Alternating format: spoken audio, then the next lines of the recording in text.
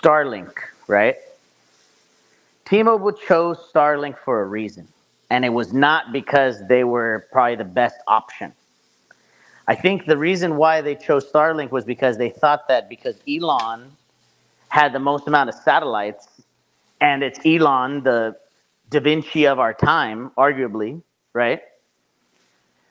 That he was going to make something out of nothing, right? The same way he did it with Tesla, right?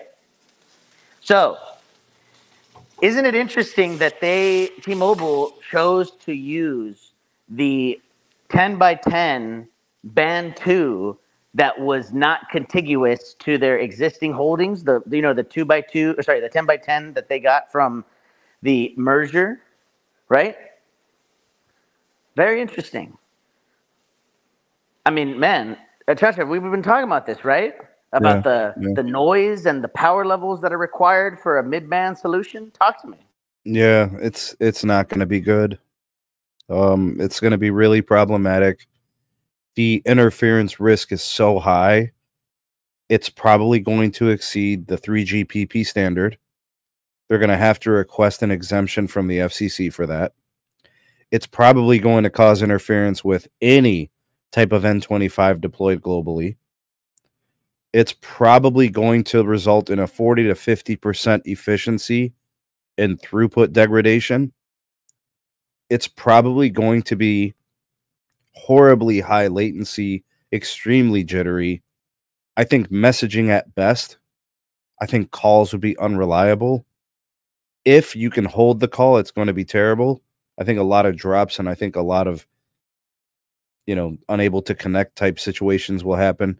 I'm not a big fan of what's going on. I think what ended up happening is Elon said, we're not putting low band gear on my satellites. They're too big. They're too heavy. I got other stuff I got to put on these things. And T-Mobile conceded and said, fine, we'll do PCS. You could put smaller, antennas and radios and whatever else. And yeah, it's just not going to be good. They may want to reconsider possibly something with ASTS.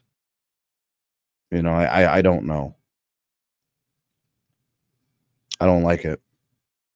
I think the solution that ASTS has delivered with Verizon and AT&T makes a little bit more sense. I think they're pooling together resources, and it's making it more meaningful.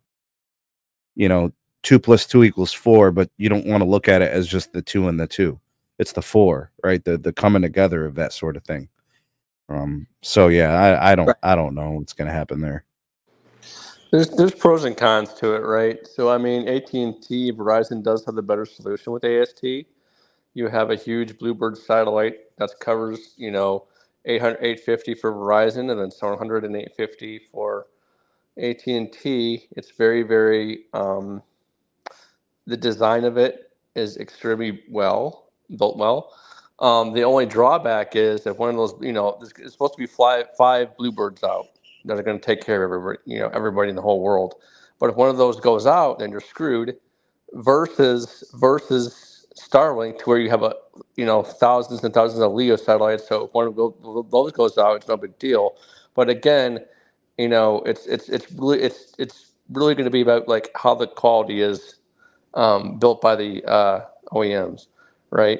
And not just the satellites themselves. I'm talking about just the transponders, the parts, the radios, the antennas. A lot of crap can happen out in space.